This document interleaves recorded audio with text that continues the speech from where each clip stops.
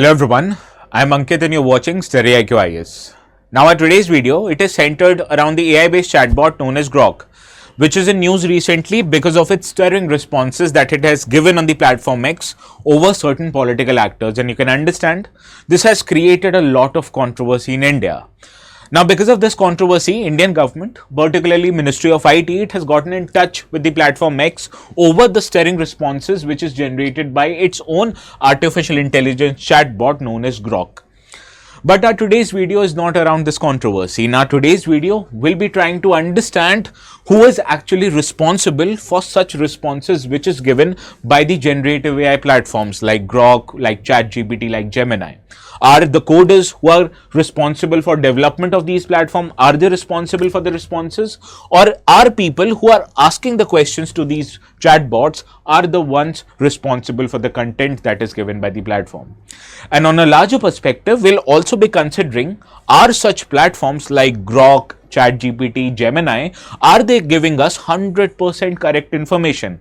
And in that matter, can they be considered as a gospel of truth? So this is the subject of our today's discussion. Now, before understanding the responses given by GROK, let us quickly try to understand what is this GROK actually all about. Now, this is a generative artificial intelligence chatbot which is developed by a company known as XAI, and this company also is owned by Elon Musk. Now, this is based on a larger language model, LLM, in a same manner, and it was launched back in 2023, and it is an initiative again by Elon Musk. Now, this is very much comparable to the existing generative AI platforms like ChatGPT and Gemini. However, on one hand, you can understand GROK is also very different because the creators of GROK, particularly Mr. Elon Musk, they've highlighted that the existing AI platforms like OpenAI, Gemini, they have a very left-wing bias.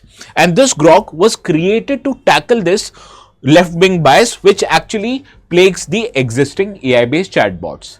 And therefore, its overall design and the training data sets, it is quite different, and it enables GROK to make very different kind of responses as compared to the traditional AI-based platforms. Now, the GROK, how is it different from existing AI-based platform? You have to understand GROK, it has a very distinguished capability of searching and using data which is available also on the platform X.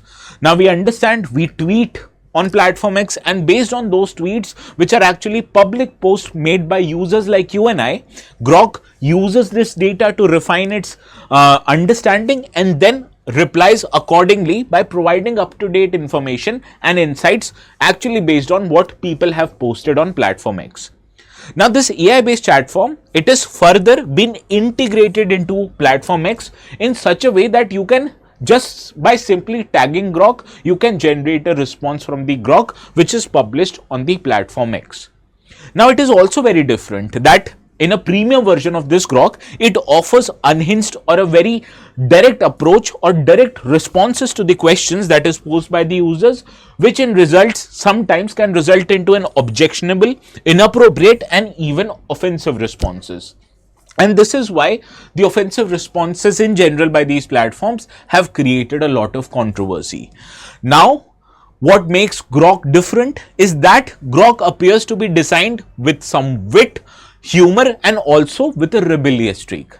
And this has created a concerns among the larger community. That is, first of all, there is a probability that, for example, if you are using ChatGPT or Gemini, those responses that are given by those tools like ChatGPT and Gemini, those responses are private, that only the ones who are asking the questions can only access the responses by those platforms. But compared to those platforms, GROK, it responds to the questions posed by users on platform X in a very public manner. So not that I am asking the questions, I will be able to see it, but also other people available on platform X, they will be also able to see the responses generated by GROK on the platform X. And therefore, the biggest issue with GROK is not the responses that it is giving, rather the probability of dissemination that those responses have on the broader platform of social media. That when others are also able to see that information, they can share it with other people, and hence in cases of wrong information, it can lead to problem of fake news. So this is the biggest concern, that in case of an objectionable content, if it is posted on social media platforms like X, it can be shared by unchecked method, and hence it can relate to increased amount of spread of information, sometimes even misinformation. So this is the biggest cause of concern related to the platform X, particularly with that of GROK. Now in that case, let us try to understand who is actually responsible for the content which is posted by such AI chatbots like GROK. Now in general, internet platforms, particularly the social media platforms like Instagram, Facebook, Meta, Google, YouTube, X, all of these, they are protected from the law enforcement agencies, because the content which is posted on such social media platforms, these are posted by individuals like you and I. And these companies, they cite the provisions known as safe harbor, saying that they are immune from any law enforcement agencies and their actions, because these companies itself are not responsible for the content posted on their site. Rather, these companies say that they are just an intermediary where people like you and I, we share the information, and they do not edit that information and post that information directly on the website without changing the content. So in case of any problem, the problem is with the users, not with the platforms in general. And this is called a safe harbor provision. Now in general, these platforms are immune from the responses or from the actions of the law enforcement agencies. But this convention is also challenged, because we have seen that the information which is posted on such platforms, it can create a lot of social tensions, and sometimes it can also create problems like violence, riots, etc.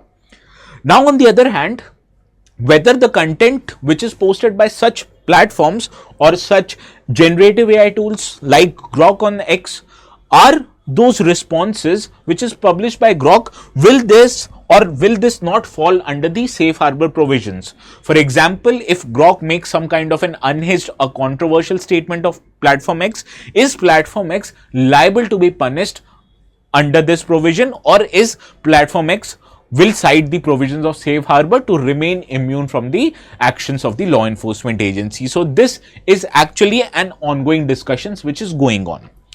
Further, the X, when approached by the Indian government, it has told that the platform of GROK, it has been trained based on the information which is available across the internet, and sometimes this information also includes the content which is posted on platform X. So in a way, you can say everything that the GROK generates is based on what people has been posting on the internet in general.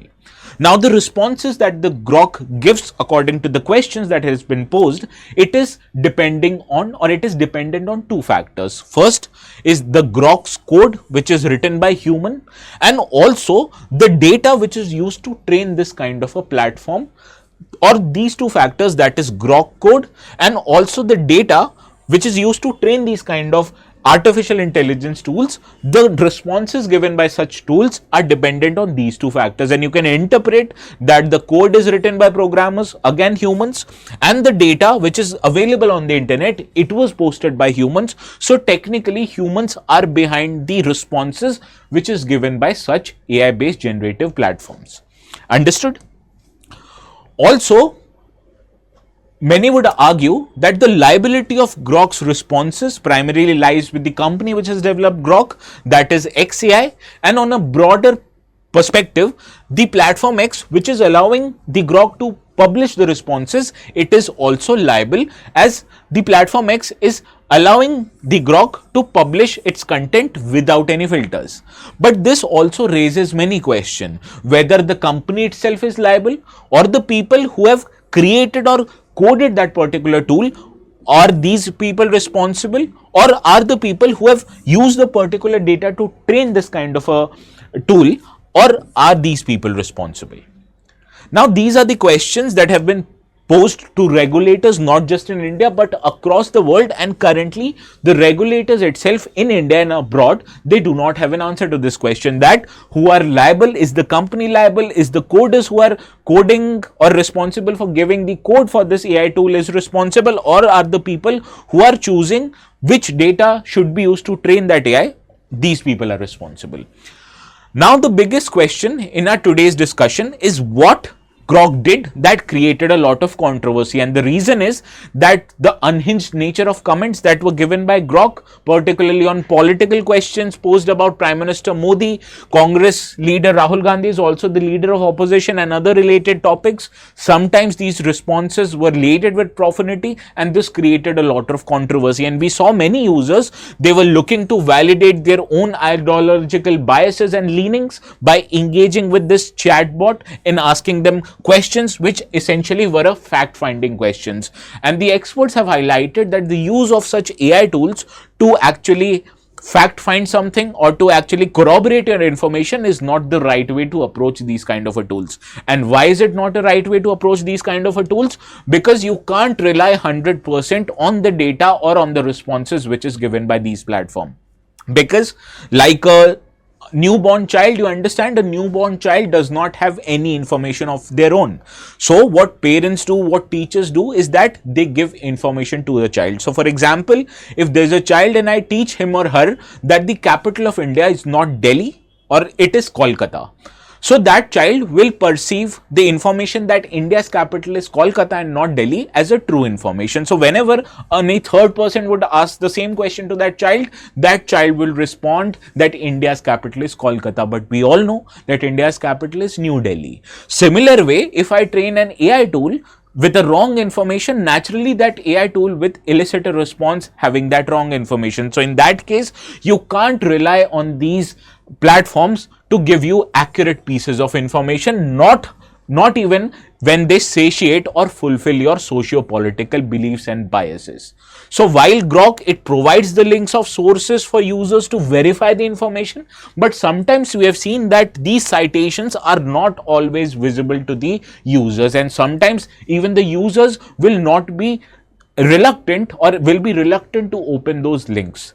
So in that case, should you trust GROK? The big answer is no. Similarly, other chatbots also, you can't rely on them to provide you with 100% factual information, because we don't know what kind of a data was used to train these chatbots and whether or not these chatbots have the ability to distinguish between correct information and not a correct information. Understood? So this was all relating to the controversy that plagued the chatbot GROK, and for much similar videos, please do not forget to subscribe to our channel, and please allow me to take your leave now.